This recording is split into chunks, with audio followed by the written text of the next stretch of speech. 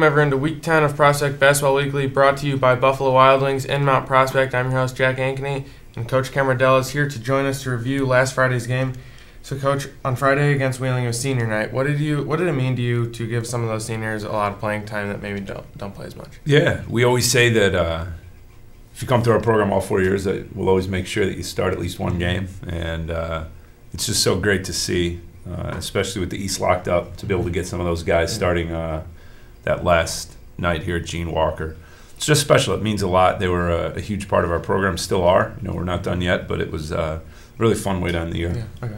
So after a back and forth first half against Wheeling, what led to your 15-0 run in the third quarter? Without a doubt, we ramped up our defense. We brought traps early, went to the zone a few times, and I think really handled the glass, got it out to Dave and Tim, and you saw us flying down the floor. That'll really change tempo and something we hope to do Wednesday night as well. Okay. So though you already clinched the East a couple weeks ago, what did it feel like to go 10-0 in the East? It's special. I mean, anytime you could go perfect in any league, any season, it's about not having a night off, and even when you're off, figuring out ways to win. And I thought this team has done it as well as any group that I've coached in my whole career here. They'll always look for different ways, different combinations. We've had different leading scorers on different nights, and it really has allowed us to stay perfect through the season this year. Okay. What kind of mindset or character is required of a team to go undefeated in the division? They have to be willing to realize that they can't do it every night. You start with, I think it starts with David and Tim, and then works its way down through seniors, and then guys like Kreidler, Sam Murray. There were guys that would come off the bench, guys that were playing more supportive role even as a starter. And there's some nights we need them to step up, and other nights where Dave or Tim will take the lead. And I think that's what really makes this team and sort of sets them apart, is if it's not their night or a defense is keying on a certain part of our offense, the next guy up is ready to step up, score double digits, and give us a chance to win, which this team has done a lot this year. Okay. Looking back at the whole East season, going 10-0, how do you think this team has developed since the St. Viator tournament at the start of the year? Well, I think immediately, after losing Evanston Viator games back-to-back and then facing, Drew Peterson and Libertyville that third game, they had to decide that, they could either hang their heads or they could come back fighting. And, they went from 0-2 to 10-2, and I feel like the season just stayed on that trajectory the rest of the year, which has put us in the position we're in now. Mm-hmm. All right, thank you, Coach Camardella. Next up will be an interview with senior guard Tim Lussenhop. Welcome back to Prospect Basketball Weekly, presented by Buffalo Wild Wings in Mount Prospect. I'm here with senior guard Tim Lussenhop. Tim, thanks for being on the show. Thanks for having me. After a back-and-forth first half, what led you to your 15-0 run in the third quarter? So I'd say it probably started with our defense. We kind of ramped up our defensive pressure, and I think that most of our runs that we end up going on this year end up starting with us on the defensive end and turning it into offense. Definitely. What was it like getting a win on your final game at Gene Walker Fieldhouse? It was kind of bittersweet because obviously it was the last game there, and we always love playing there. But, getting the win was awesome. It solidified our undefeated East season, and also it kept our streak of home win games going. What is the streak at now? Well, I don't know the exact number, but I just know we haven't lost at home this year. Yeah. How does it feel to throw down 2 dunks in the game against Wheeling to excite the home crowd? It was pretty fun. The first one was in the first half and it was off a steal. The second one I was kind of getting made fun of because Jalen McLaughlin was right next to me and I could have passed it off to him, and obviously he's a little bit better of a dunker. Yeah. So I think everyone wanted to see him do something crazy, but I guess I just stole his moment. What has it been like playing alongside David Swidera your whole prospect career as he approaches 1,000 career points? Yeah, it's made it a lot very easy for me because obviously he's such a good player. Mm-hmm. All the defenses have to kind of game plan for him because he's so good, and all the accomplishments he's getting so far this year, he just 100% deserves it. Nicest guy in the locker room, probably one of the best teammates I've ever had. Absolutely. Heading into the MSL Championship on Wednesday, what will be the team's main focus defensively to confuse Barrington offense like you did with Wheeling on Friday?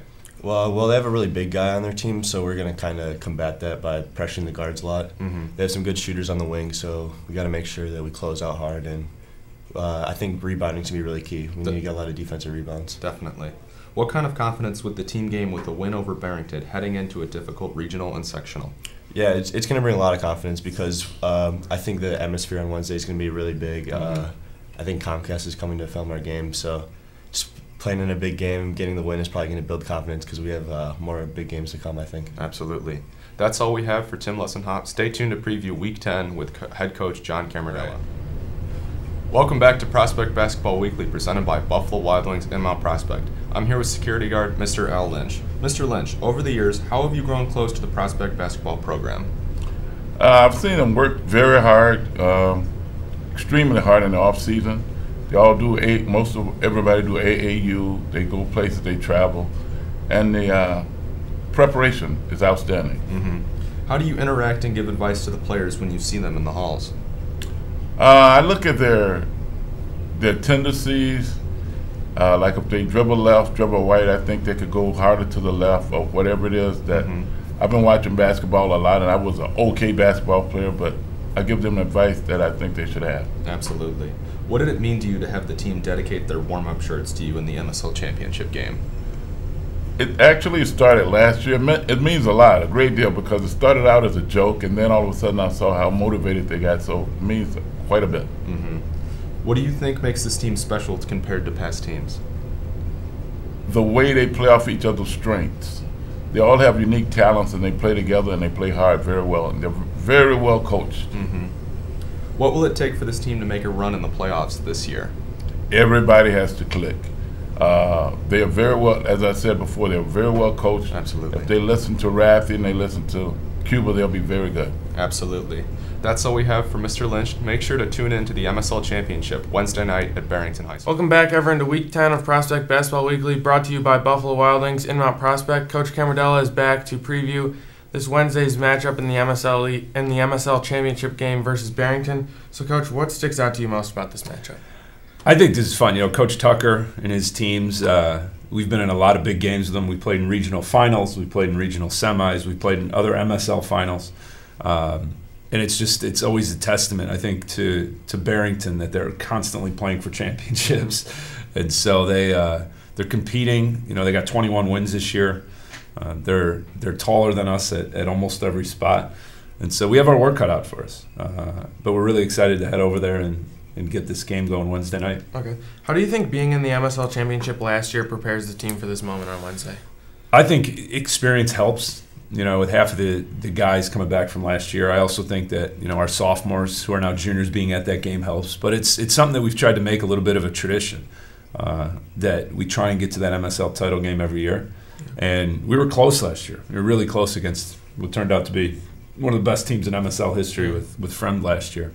But, no, going on the road is going to be tough. But I think the experience and the knowledge, some of the games that we've played this year, having to play Niles North twice, you know, having to play Evanston, having to play Vida, you know, that all those games are preparing us for this. Okay. So against Wheeling and kind of throughout the whole year, you've mixed up defensive looks throughout each game. How do you think that will play a factor on Wednesday? Huge. Is, you know, we'll have a myriad of defenses ready to go to try and keep. Like we said, you're never going to stop a team like Barrington. You know, they're too dynamic. They have too many, you know, ways to score. So I think more of it is how do we limit early and easy sort of rhythm type shots, looks at the rim. So it's going to take some work, but Rathi will have the guys ready to go. We have a fun little defensive plan, and we'll see how it works. Okay. What will you need to do to get open looks offensively to neutralize Barrington's home court advantage? Yeah, I think we got to punch gaps. You know, they do a great job pinching, making sure that you can't get driving lanes. So for us, it'll be trying to get out early in transition. I also think it'll be how quickly we can reverse sides of the floor.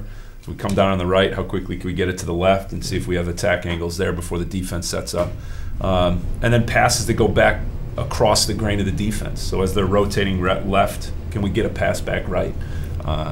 Just those types of things that we'll be looking for early. We'll also be looking for how they're guarding ball screens that we set for Dave. You know, whether they're coming up and hedging it, whether they're staying below the line of the ball. All little things that we should be able to find out within the first 8 minutes and adjust. Okay. What kind of confidence would a win Wednesday give the team going forward into a pretty difficult regional and sectional? I think they already have the confidence. Meaning, and I always tell them, I go, your confidence has to come from a place that can't be taken away from you. You know, if your confidence comes from whether or not you're making shots, you're going to be a pretty roller coaster type player. And so I think today is that we're going to put everything we got into practice today, going into the game tomorrow. And I think that where our confidence comes from is how hard we play and how well we execute. And we felt and we've seen this year that if we play as hard as we can and we execute well, we have a really great chance to win.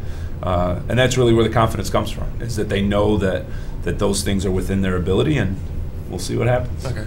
How have you seen that confidence grow throughout the season?